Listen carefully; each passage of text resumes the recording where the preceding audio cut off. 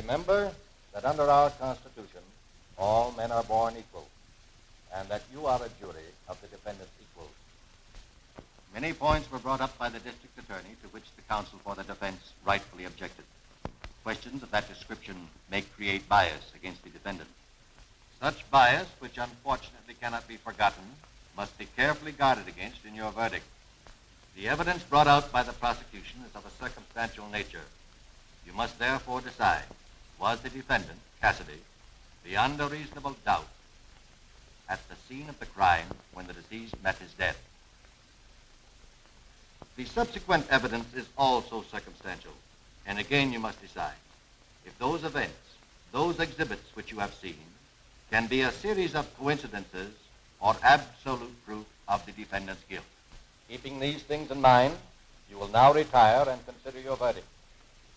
Everyone will remain seated until the jury has retired.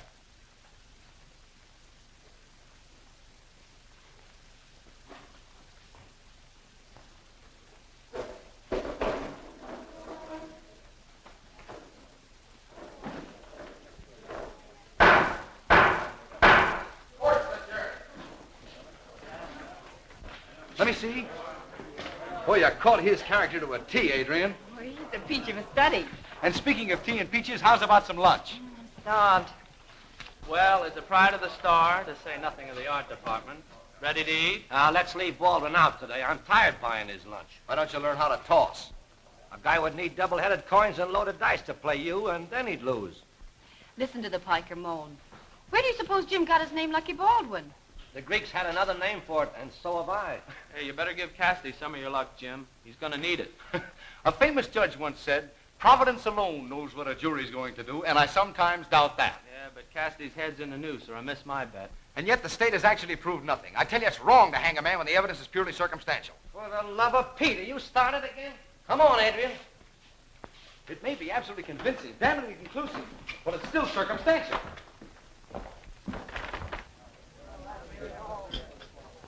Here's the sugar, Spike. Sugar? Coming up. Very good, very good.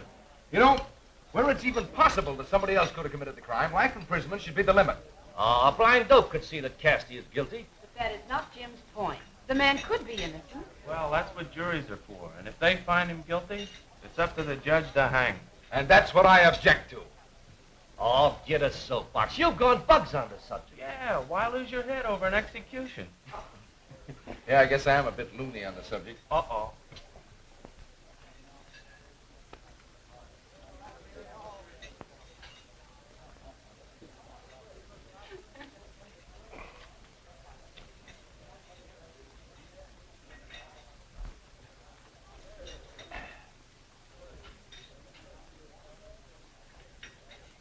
Well, it looks like a deadlock.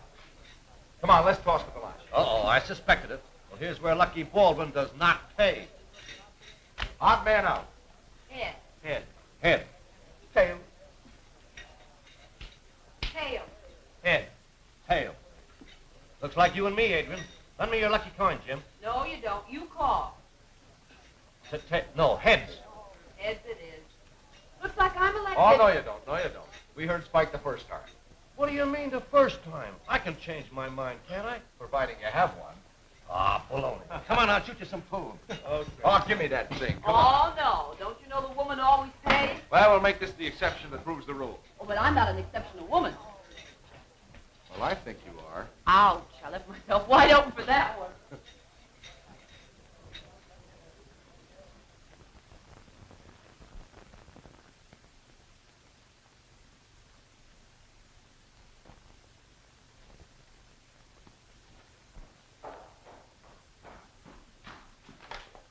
You're not usually in such a hurry to get back. Well, I'll tell you. I got some serious talk for you, young lady. And after all, where is a better place for calling than a courtroom? I feel strangely interested. Proceed. Will you be serious for a minute? You know, you seem to be the only one in the world who doesn't know I'm in love with you. Well, how could I know? You've never mentioned it. I thought women were supposed to have intuition. Well, there were times when I may have suspected it. Ah, you did not. But then I said, no, not Jim Baldwin, not that dyed-in-the-wool bachelor. Say, are you trying to kid me out of proposing to you? No, I'm trying to kid you into it. Do you mean that? Oh, remember where you are. Well, sure. But didn't I say that a courtroom was the place for courting? Well, what's the matter? Didn't you like it? Yes, but I was thinking of something else. Well, that's fine. You're very fond of Fred Stevens, aren't you? Certainly. Why?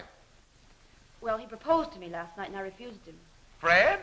Yes, do you think it'll make any difference? Well, I knew the guy liked you, but I had no idea it was serious. So you turned down a guy with national fame for me? Oh, you're worth a dozen columnists. Oh, no. Fred's a sweetheart if there ever was one. We'll have to tell him when we go back to the office. Here comes the jury. They must have reached a verdict.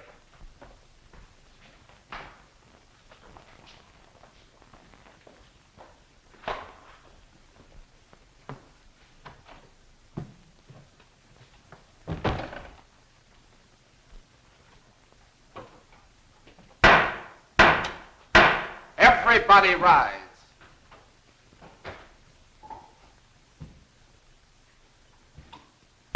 Be seated.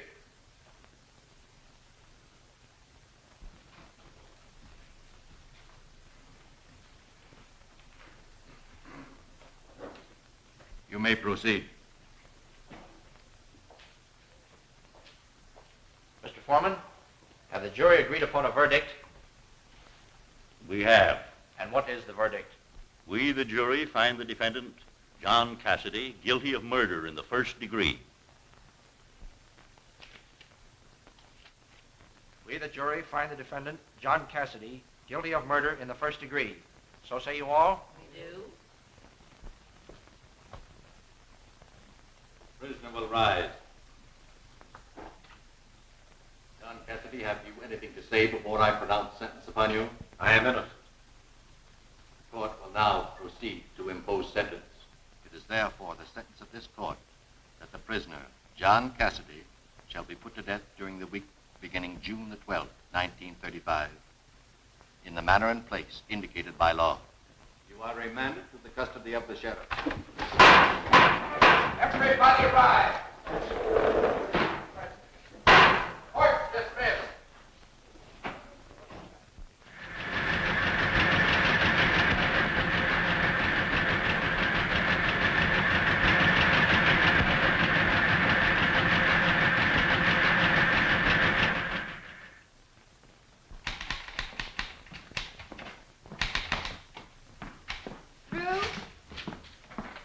Shall we go in and see Fred now? Might as well. He's got to know sooner or later. Take our troubles to Mexico. Such is not the case. It's Reno. Oh, hello there. Grab yourself a chair. You're just in time to break the monotony. Well, what's the matter? Well, I don't know how to start. Why, it's about me. Afraid we've got some bad news for you. You don't mean to tell me you're engaged. But why come to me like a couple of criminals? Congratulations, Jim. Thanks, Fred. And all the happiness in the world to you, Adrienne. Jim was so afraid you'd feel badly. Well, naturally, I feel a loss. But if it couldn't be me, well, the best man won. Cupid's Notebook. Miss Adrienne Gray, the beautiful young lady whose spirited drawings are becoming known from coast to coast, has murmured yes to Jim Baldwin, the boy who makes the stars shine. Oh, lucky Jim. Hey, cut out that Lucky Jim stuff. Well, you are, aren't you? Sure, but in the song, Jim went to an early grave and his pal married the widow. Oh, so that's why you sang Lucky Jim. Wretch. Oh, pardon the crash. The boss wants you in his office. George or Mr. Winters? Mr. Winters, George is in with him. Sidney, the city editor's name is Malone to you, not George. Oh, that's just the freedom of the press. Fred, tell her what a lovable character I am. Oh. Oh, Adrienne, I'm very happy for your sake. Thank you, Fred. I'm going to try. That's what I want Baldwin for. Good evening, Mr. Winters. Well, did you get the Cassidy case out of your system? Not quite. I'm working on a special for circumstantial evidence. Oh, still harping on that, eh? Jim, I was just telling George about a new plan of mine. But before telling you, what do you say to a little drink? No, thank you. I'm on the wagon. What? I want to save my money. When a reporter goes on the wagon, it's nude. And when you want to find the cause, seek the woman. Well, you won't have far to look. It's Adrienne Gray. Well, congratulations. Thank you, sir. A reporter's got no business getting married. Well, you did. That's why I know. Married life isn't always easy, Jim. We only get out of it what we put into it. The best I can wish you is that you'll be as happy as Mrs. Winters and I have been. Thank you again, sir. Now, this calls for a little celebration. I'll send for Adrienne. Ask Miss Gray to come in. Would you mind asking Fred Stevens also? And Mr. Stevens. You know, I always thought Stevens had his eye on Adrienne. Well, that's why I wanted you to ask him. I mean, we've told him, but I don't want him to feel that he's left out. And won't Mrs. Winters be thrilled? You know how women are over a wedding. I'm afraid she would have favored Fred. Oh, no, she's very fond of you, too. I know she'll want to give a party to announce her engagement. My very best wishes, Adrienne. What's this? What's this? Oh, goodness, does everyone know already? Who's been doing all the broadcasting? Well, I said I was going on the wagon, and George had such a fit, I had to tell him my reason. Yeah, he had to tell. Deeply shameful, I suppose. Yeah. Hung his head like a turkey gobbler. Well, here's my sympathy to both of you. Just ignore him. I asked you in to wish you both every happiness and prosperity. That thing around the corner. Yes, George, the corner they both decided to turn to a happy future. Thank you.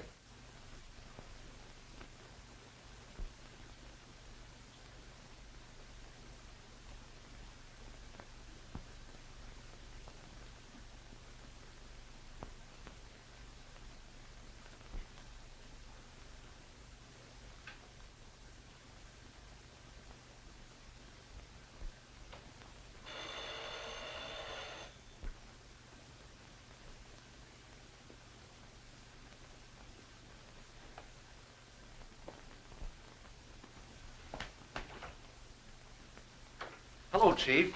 I got the lowdown on Mrs. Goodwin. I'm interested in only one woman. And if I don't work quick, I shall lose her. I didn't know you were the marrying kind. Huh? Get out. Get out! More glue. More glue!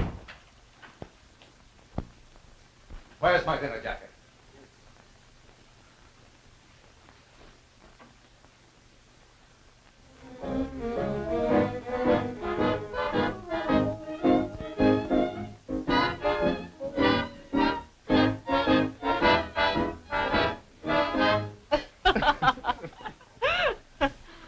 Adrienne, you look so charming. I'm not surprised Mr. Baldwin can't take his eyes off you. Oh, you're wrong, Mrs. Winters. I was just wondering how much these gowns cost. You know, in the future, I'll have to buy them. You will not. Do you think I'm going to stop drawing? The only things a wife draws are checks. Oh, fine. Well, I'll leave it to any married man in this room. When you get a wife, Spike, I'm afraid the only thing she'll draw will be a blank. Oh, yeah? Glass of punches? Oh, thanks, Sid. I don't know what we'd do without you, darling. Oh, it's the same in the office. I often wonder how they got the paper out before I went to work there. You want to know a secret, Sid? We were always late, but then we got the latest news, and that's what made us famous. Now I'll tell one. Excuse me, please. Here at last. Trying to be fashionable or pretending that you're overworked? Hello, Fred. What kept you? Oh, garnering gossip. Oh, about the perennial frailty of woman.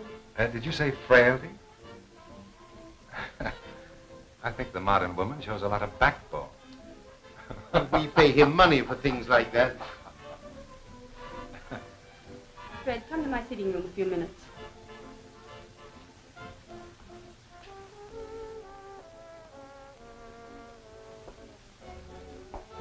Let me see your ring.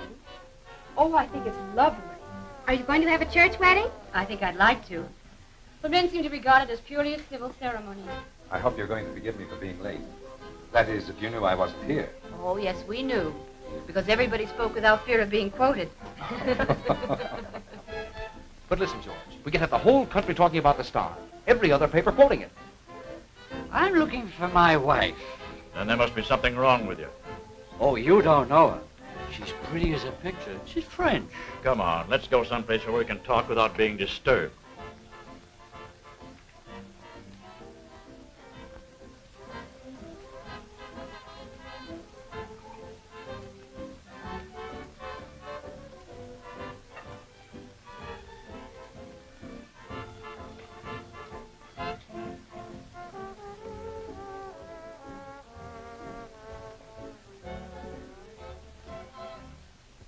was no necessity to hang over Adrienne Gray all evening, you know. My dear Bernice, she is the guest of honor. I had to pay my respects. Respects. Ralph said he thought you were in love with her. Husbands are easily deluded. Under the circumstances, that's just cheap vulgarity. Oh, I see. Bad morals are forgivable, but not bad manners.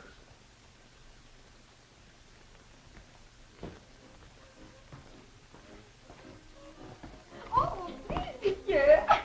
You must behave yourself. Should we tell that guy where his wife is? Hell, ignorance is bliss, and a bird in the hand is worth two in the... Oh, well, you know the old saying. Sure. A rolling stone gathers no moss. That's it.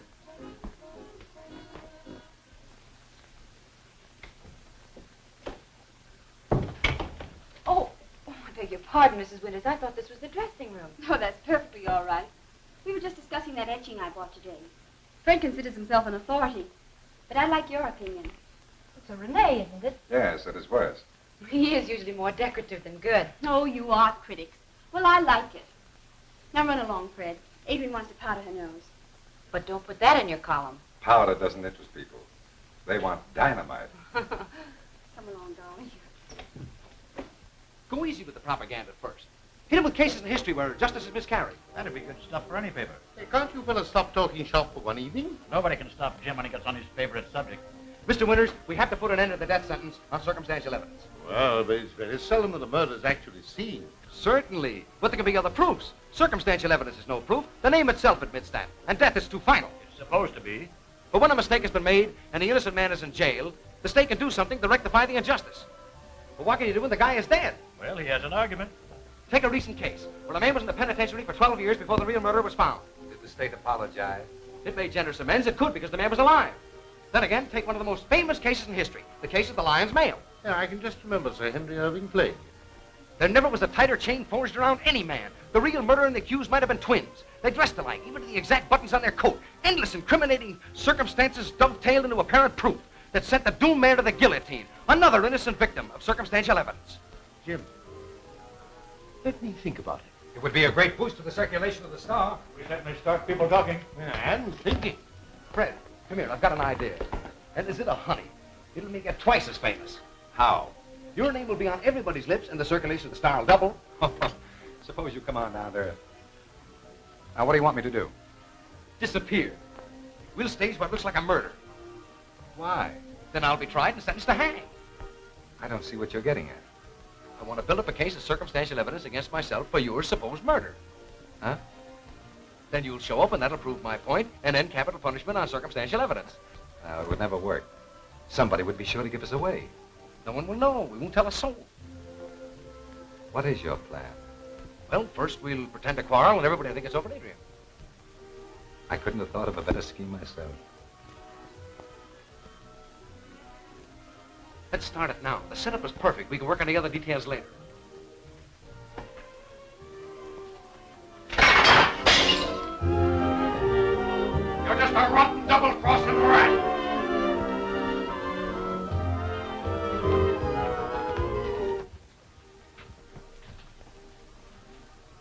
Adrienne knows you're nothing but a muckraker. I'll get you for this if I have to swing for it. Jim! Jim! What in the world has come over you? Well, you must apologize. That was an awful thing to say. Apologize for what? I had no idea you could be like this. So you're taking his part. Well, I wouldn't apologize for you or anybody else. Jim, I'll give you one more chance. Will you apologize to Fred? No.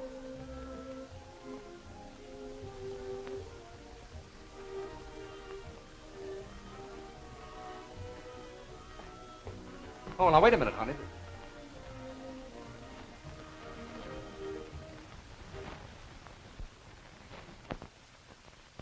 It's too bad Adrienne had to take this attitude. Yeah, it kind of hurts. Where's that guy Moglu? Tell him to get me another drink. Oh, I had to fire him. I'll get you one myself. Make it straight this time, will you? You know, I'm going to go through with this thing. I'm not going to back out now. Well, then, let's get it over with. I think we played for effect long enough. Yeah. Everybody's talking about the bad blood between us. If it weren't for Adrienne, it would be funny. Well, Success. Well, I'll run down to the office when you come in with the glad tidings. Some actors, we ought to be in pictures. Yeah. So long, Barrymore.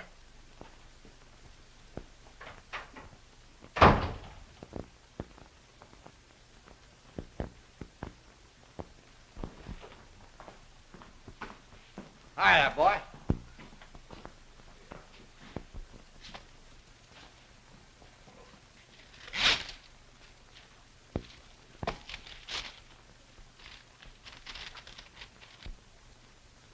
Is there a brewery in the neighborhood?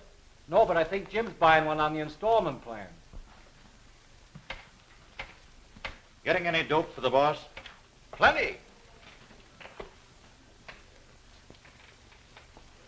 What's the idea of the gun? Ooh, I've been to some pretty queer places lately. Is that the only reason? Sure, what a reason would there be? You don't think I'd bump myself off over a gal, do you? No, but we all heard you threaten to get Stevens. Well, maybe I will yet. But don't worry. When I do, I'll have a good alibi. Ah, slaves, behold the newest member of the landed gentry of America. That's nothing. My father's a member of the Woodmen of the World. Now I know where he got the material for your head. Now, what about this landed gentry stuff? Wait till you see my country estate. Ah, Adrienne, Squire Stevens at your service. Squire? Oh, yes. I just rented a lovely place in the country. Adrienne, could you give us a cartoon of Stevens as a country gentleman? That would be a laugh. Omit the country and it'll be a bigger laugh. You said a mouthful. I suppose you'll fill it with skeletons and mummies. Oh, yes. I thought of inviting you all. Ouch! Oh, enough of this. Make it Saturday and the gang will all be there. I'll get back to work, all of you. Adrienne? Yes, Fred, I'd be glad to. Jim? You couldn't pay me to.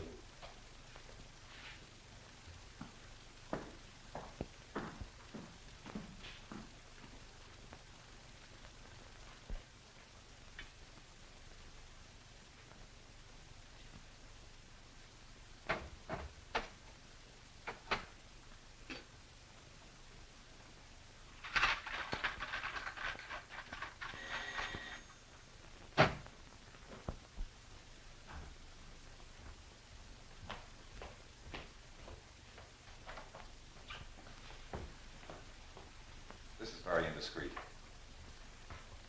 I'm giving a party tonight. Why didn't you answer my last note? That's another indiscretion. You seem to have a sudden concern for my reputation. My dear Bernice, why is it a woman can't reach the end of a liaison gracefully? Because when a woman begins a love affair, she feels somehow there'll be no end. Well, now you know there is. Oh. And after all that I've... Oh? Well, that's easily rectified. First, here's the watch. Here, quick, this way.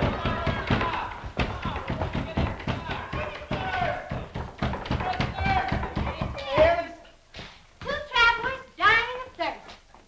Welcome. Did you have any trouble finding the place? Half-mile past the gas station. Here we are. 6.5 roadhouses, exactly. Pardon me, but what's half a roadhouse?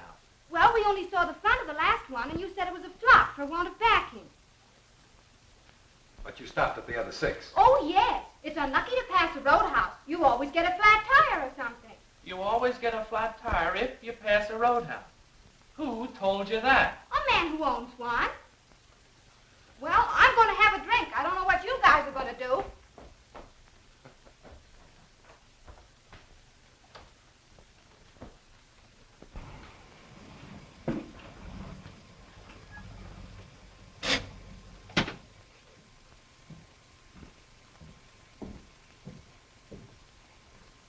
Say, do you know where a guy by the name of Stevens lives? Yes, half a mile down the road. Say, you're the second car that's been in here tonight asking for him. Yeah? Was it a woman? I'll say. Class to her.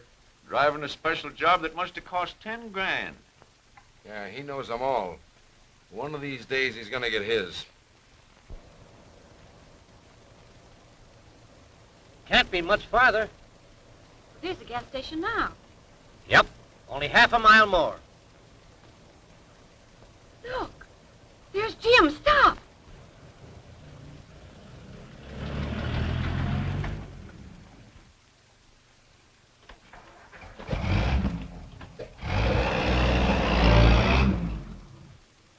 It looked like his car.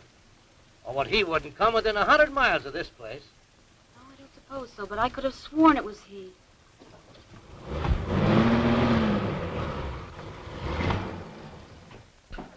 Oh, here you are.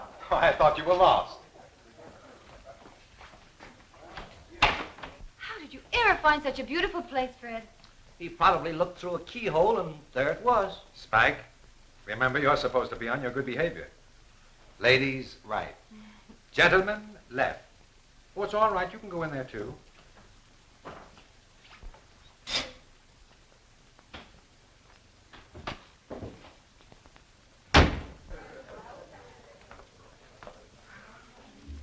I'm sorry Jim didn't change his mind and come to the party.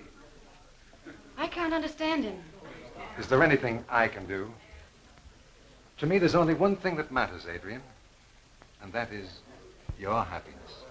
Oh, you've been splendid, Fred. I don't think there's a jealous thought in your whole makeup.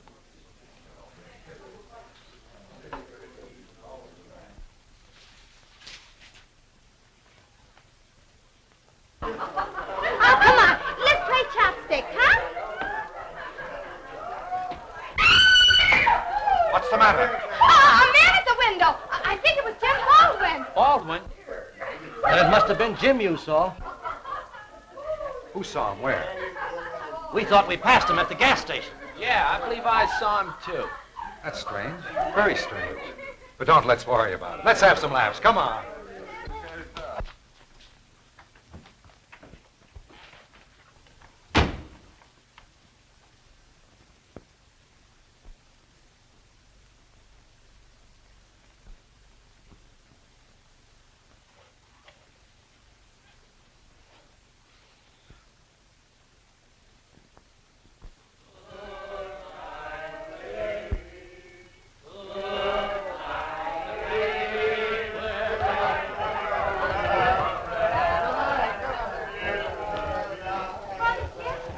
Told me to tell you good night. Good night, Fred. You better get to bed as soon as you can. Oh, I'm all right. Feeling great. Oh, sure. I know you're all right.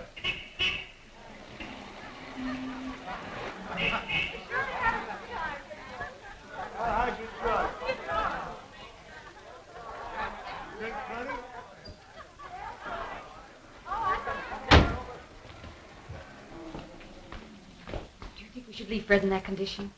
Sure, he's all right. Come on, let's get going. We've had a grand time, Fred. You know my only regret? Are you sure you're all right, Fred? Wouldn't you like Spike to put you to bed? I feel insulted. Out upon thee, and remember you're driving the most charming girl in the world. I guess you're not so drunk at that. Good night, Fred. Good night, Fred.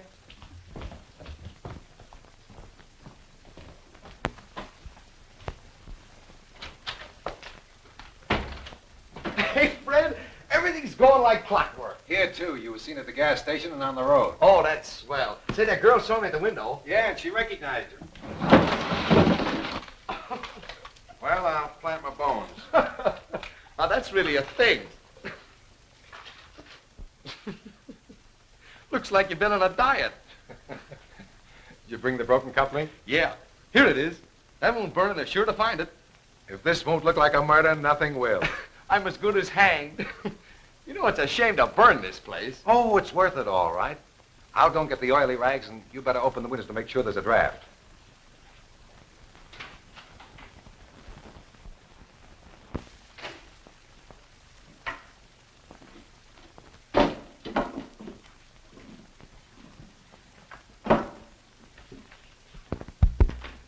You better beat it, Jim, so there'll be no chance of our being seen together. Okay, Fred. I won't see you again until you come to life. And if by chance you want to get in touch with me, for heaven's sake, don't forget my name. John Blythe, Palace Hotel, San Francisco. Don't worry, I won't. So long. So long, Jim. I'll see you in jail.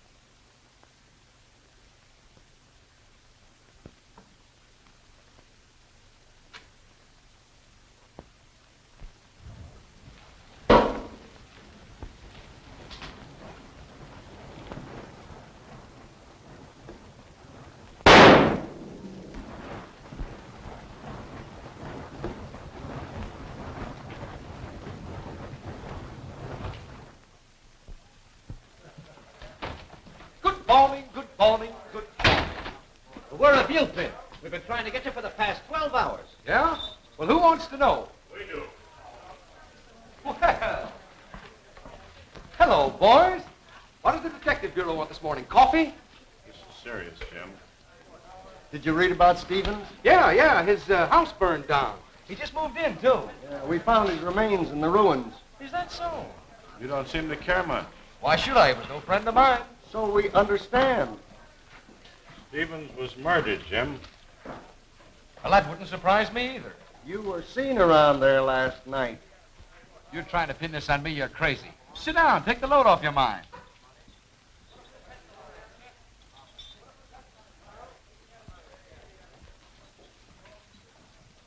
You don't seem to take this seriously, Jim. But I tell you, you're in trouble. Don't make me laugh.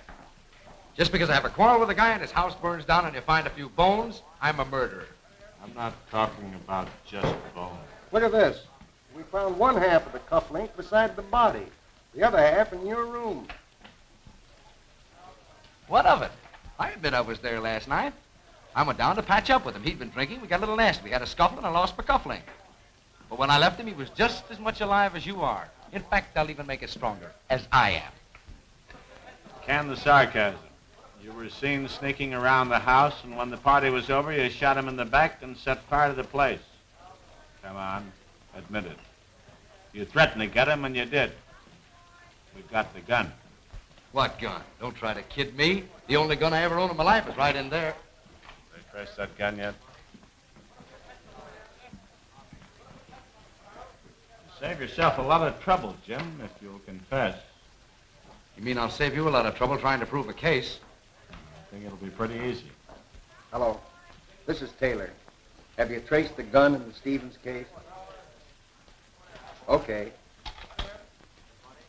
The gun was bought by Baldwin 10 days ago. That was just after he threatened to get Stevens. So you found my gun? He didn't tell me about that. What's that? Oh, nothing. And I suppose you found the bullet lodged in his brain? No, it went right through him. We haven't found it. Well, that gives me some hope. Yeah, but not much. Jim, I think you better come along with us. I hope you boys will sweep out a nice room and bath for me. You got me beat. I didn't think you were a tough mug like this. Say, an innocent man has no right to fear the law, right? That's right. Right. Well, then let's go.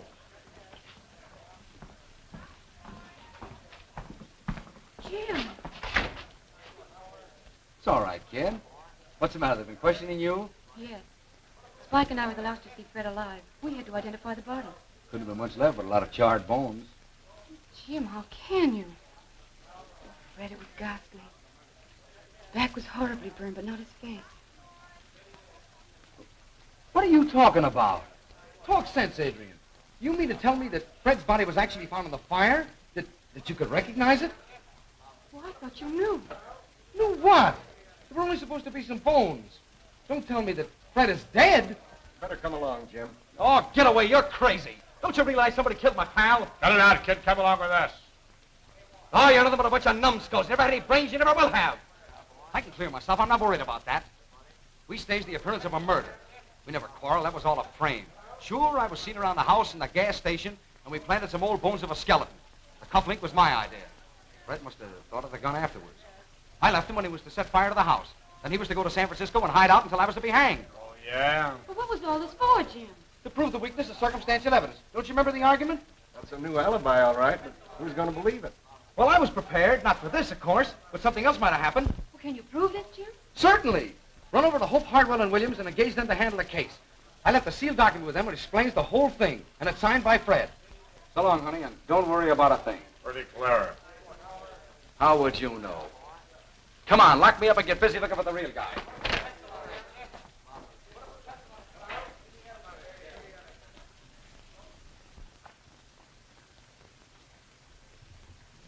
Ladies and gentlemen of the jury, this is the cleverest, the most diabolically conceived crime in the annals of criminal history. You have heard the extraordinary defense of the accused, the devilish cunning with which he obtained his victim's signature to that now famous document. That is, if it is not a forgery.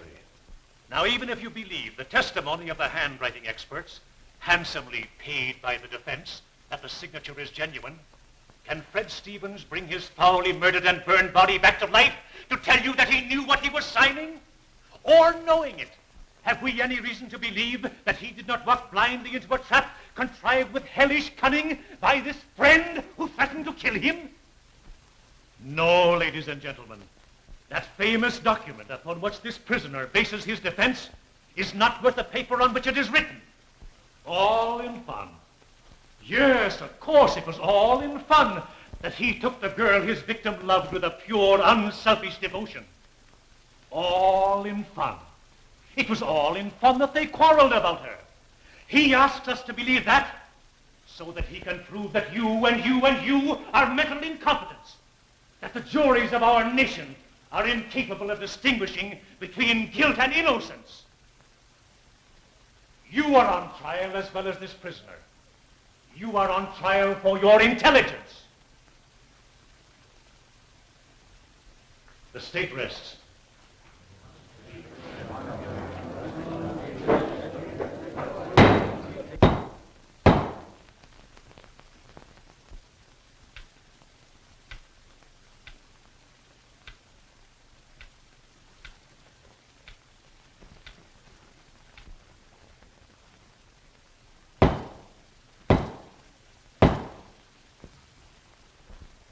The prisoner will rise.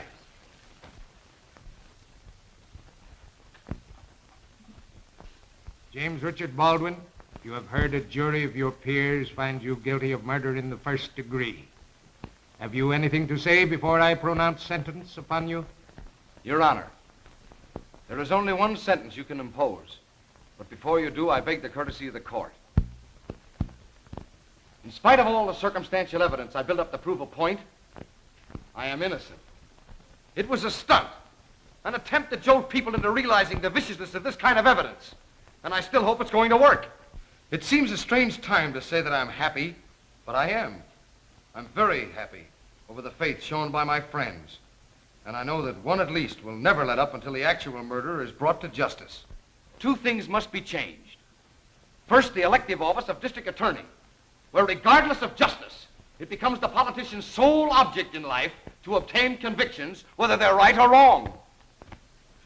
Justice has no place in the DA's thoughts, only convictions. And through convictions, publicity and political advancement. And the second is the change in the penal code, making it impossible for an innocent man to be sent to the scaffold on circumstantial evidence. If these things are done as a result of this trial, well, then I won't have been a total flop. That's all, Your Honor.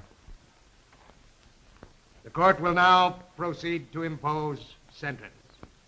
The defendant will be put to death during the week beginning October 18th, 1935, in a manner and place prescribed by law. You are remanded to the custody of the sheriff. Court dismissed.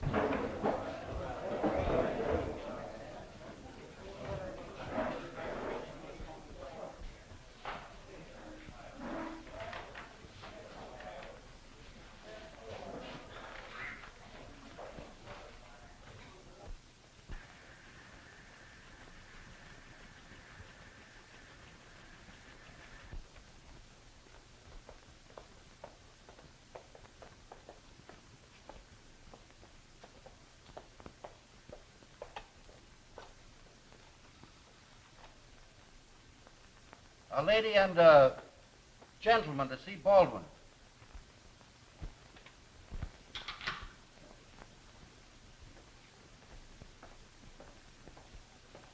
Someone to see you, Baldwin. Oh, tell him I'm not home. Hey, wait a minute. Give me a little argument. I'll come out.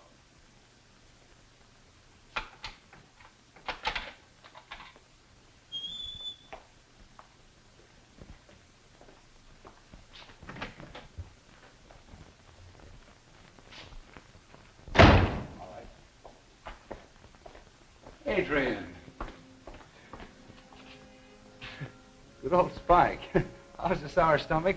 Okay, Jim. Jim, we filed an appeal. And it won't be long now. And Mr. Winters is getting the best detectives in the country. And we're doing some investigating ourselves. I've been doing a little figuring, too. You know, all I do in here is eat and sleep, and Well, I figured if I ate enough, I'd get too fat. They wouldn't be able to get me through the doors. If you get too fat, I won't love you. And I'll go on a diet right away. Make a note of that, guard. From now on, lamb chops and pineapple. Yeah. Don't lose your sex appeal. Or any other kind of appeal. When is that motion for appeal going to be heard? Next Monday. Say, did you find that muggloo, that slant-eyed servant that Fred used to have? No, but we will. He disappeared very mysteriously. You know, I can't figure it out. Somebody must have bumped Fred off by mistake.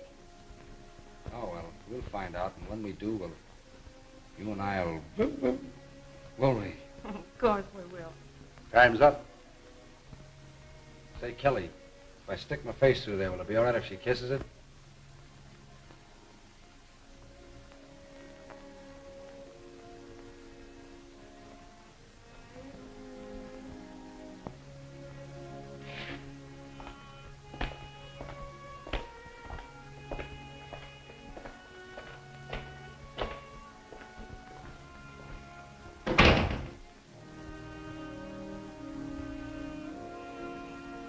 Come on, kid.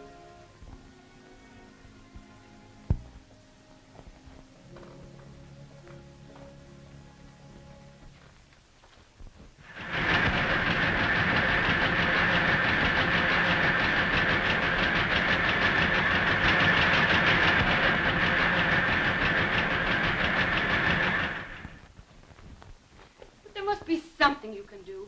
Surely you could spare the life of a man against whom no crime has been proved. We've gone over all that, Miss Gray. Has any new evidence been uncovered? But what can I do? Mr. Winters has tried to hire the best detectives, and they won't even take his money. His is a sadly misplaced friendship. He has offered me every inducement that a publisher can offer a politician to commute the sentence. But I can see no extenuating circumstances. One more week. I'm sorry, Miss Gray. Oh, please, please, not tomorrow. Kindly escort Miss Gray to her car.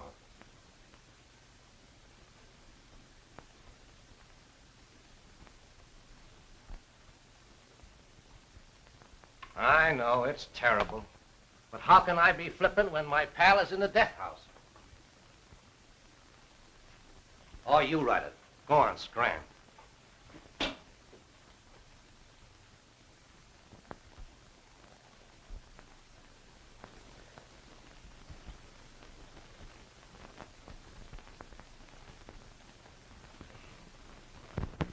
Come in. Why didn't you say it was you? I was just about to have a little snifter. From the looks of things, you need one. Governor turned me down again. Well, I'm on the right track. You know, Stevens wasn't the fair-haired boy we all thought he was. What do you mean? I was just talking to a guy that did all the dirty work for Stevens. Some mug named Harris. Oh, I heard about that connection, but I didn't know how far it went. Well, it went plenty far. Stevens's men were out to get Jim. He told Harris. His latest victim was Mrs. Goodwin, and I think she did it. I've got a couple of the boys on her trail, and if she makes a break to get away, they'll grab her. Where in heck is that bottle?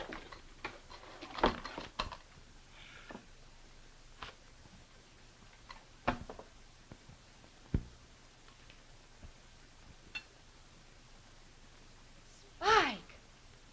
Look at this.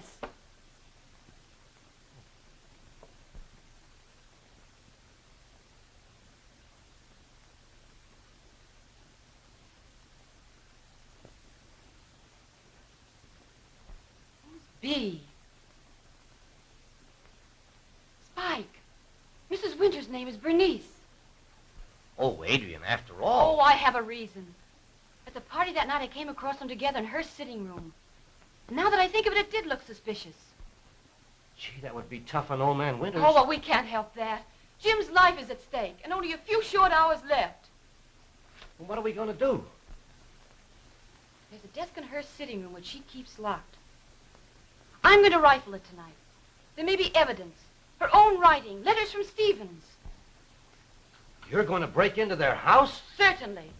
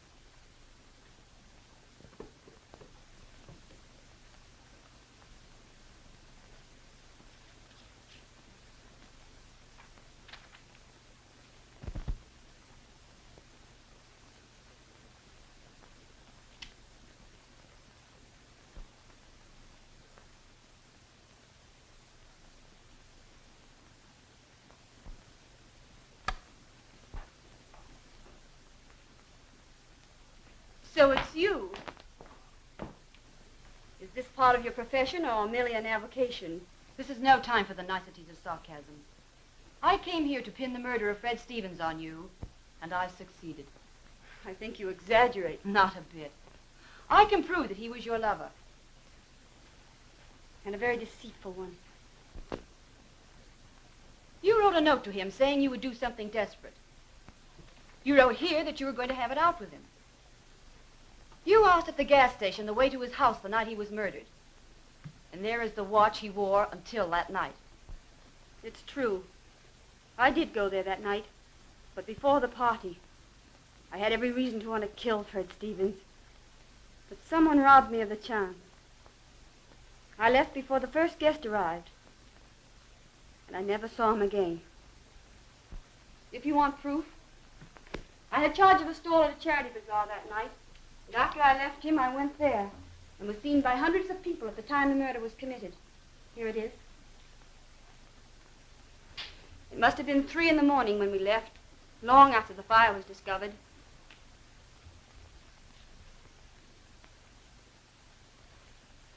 I've been perfectly frank with you, Adrienne, because it is best.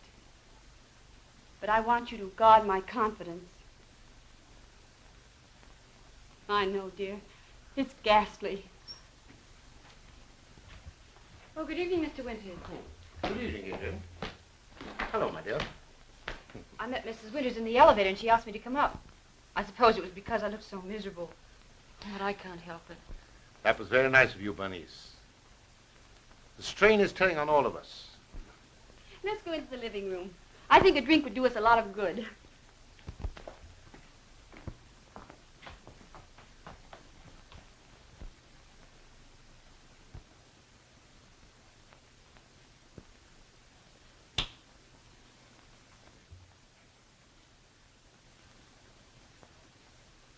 You want a drink, Baldwin? You can have as much as you like tonight. No, thanks. You look like you need one more than I do. My nerves are all right. Boy, but this place has sure made me change my thoughts. You want to make a confession? No, I have nothing to confess. But I don't see why I have to die to prove something that will be forgotten the moment another murder's committed. Meaning which? Mob hysteria, that's what. Do you know that they cheered in the theaters when that Cassidy verdict was announced? Why not? He had it coming to him. All right, say he did. But is that an excuse for cheering? Hysterical blind lust? A yelping, howling pack tearing at their quarry?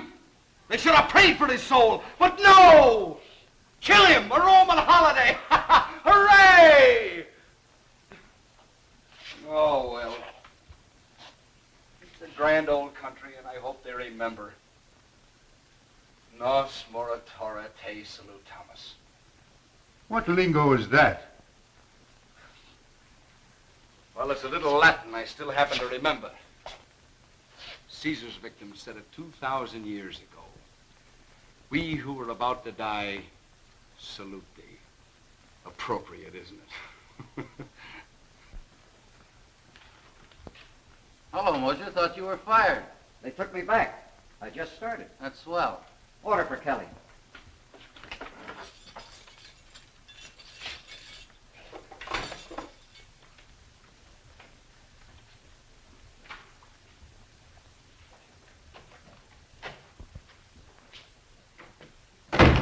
Hello, Kelly. Well, it ain't Mojo. What do you want? Warden wants to see Baldwin.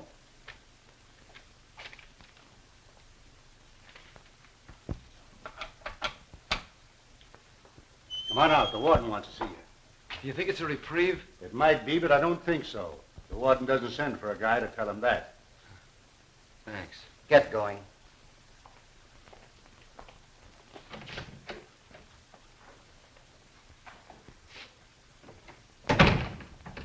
Hey, Baldwin, keep looking ahead. I'll do just as I tell you, and we'll be out of here in no time. What do you mean? This is a break. Shut up. We're coming to Hennessy, and he's tough.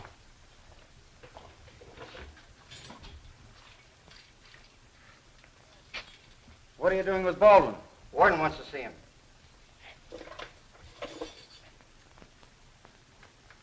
I'll sign the book.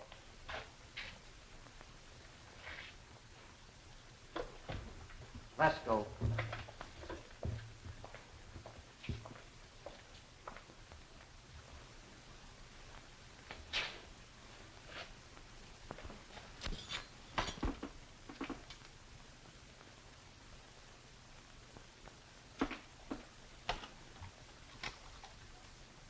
Hello, Warden's office? Say, did you send Mosier for Baldwin? Mosher? What are you talking about? He'd have to break in to get back here. Well, that's what he did then. And now he's breaking out with Baldwin.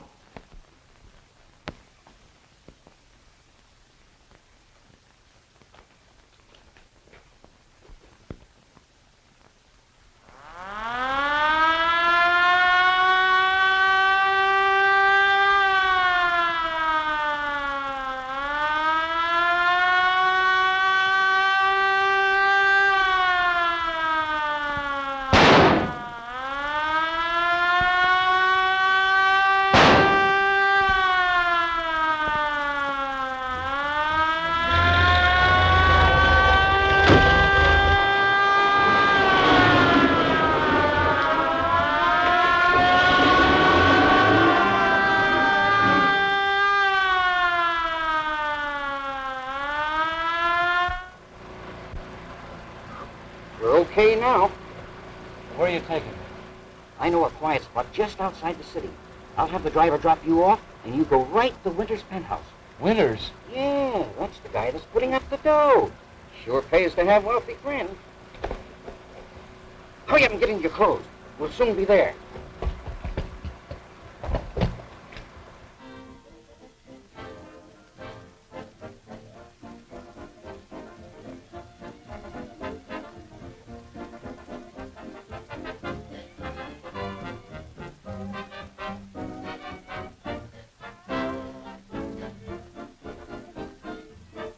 Ralph, dear, that is hardly suitable music. Adrienne especially is in no mood to listen to jazz. Oh, I didn't even hear it. I've been thinking. There must be something we can do. If Mrs. Goodwin is guilty, we must delay the execution until we can prove her guilt. Newsflash. Pardon the interruption, ladies and gentlemen, but we have just received the following dispatch from the Press Radio Bureau. Baldwin, the murderer, escaped from the state penitentiary tonight on the eve of his execution. Further details in the late edition of the news. He's escaped. Oh, I must find him. He'll need help. Jim's on his way here. Was it your plan? I mean, you helped him to escape?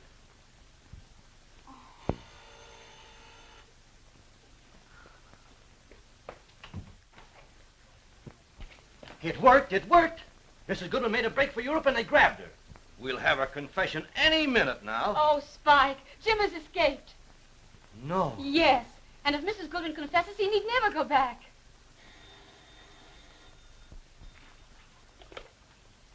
Hello? Yes, he's here. Spike.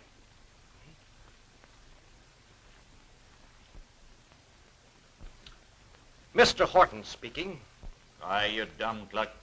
Mrs. Goodwin wasn't even in the state the night Stevens was murdered.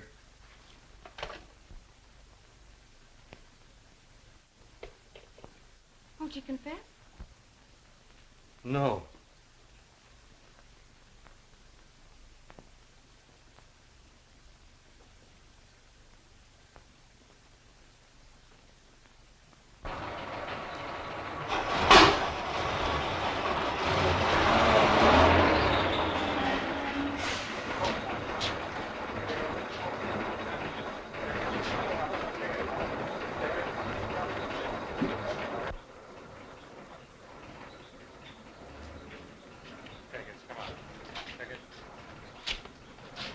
Taking a little trip, Mosier?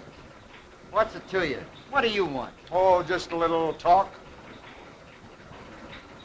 You dicks are getting too fast for me.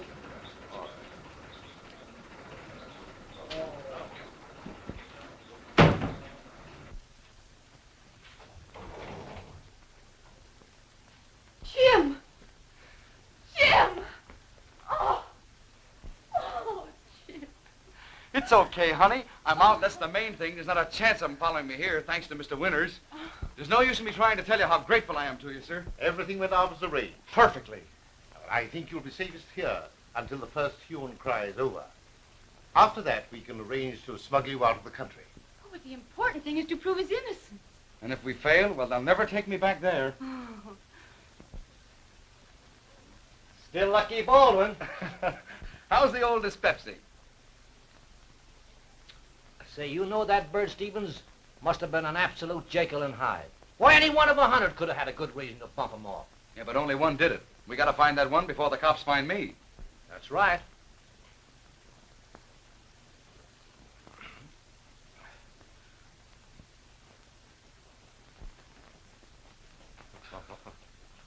What's the matter with you? You got the jitters? Oh, no, I just forgot to shake my medicine bottle.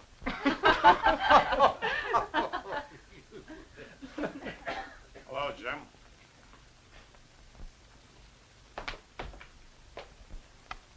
Stay where you are, Baldwin. Oh, yeah? Don't, Jim, don't! Oh, Mr. Winters. Mr. Winters. Oh, Clint. Don't. Oh. Ralph. Ralph. Someone get a doctor. Too Please. my dear. Come on, Baldwin. Officers. You got the wrong man. I shot Stevens. Ralph, you're delirious. You don't know what you're saying. He didn't do it. Don't believe him. It's a noble thing to give your life for a friend, Mr. Winters. But you're just taking the rap because you're dying. We'll send up a doctor. Come on, Baldwin. Wait. It's no use. There's always a motive for a murder. We've proved Baldwin. I killed Stevens. You know what you're saying. You're branding yourself as a murderer. Why should you kill Stevens? But there is a motive. She's right. I am the motive. I didn't think my husband knew. Bernice. Bernice, Yes, darling. everything's all right now. If Jim will forgive me. Jim, I never thought anyone would be accused. It's all right. I understand. Oh, darling. Don't worry, Mrs. Winters. The doctor will be up in a few minutes. Okay, Chief. Take it easy. Well, Jim, you proved everything you said about circumstantial evidence. Yes. But the cost was too great.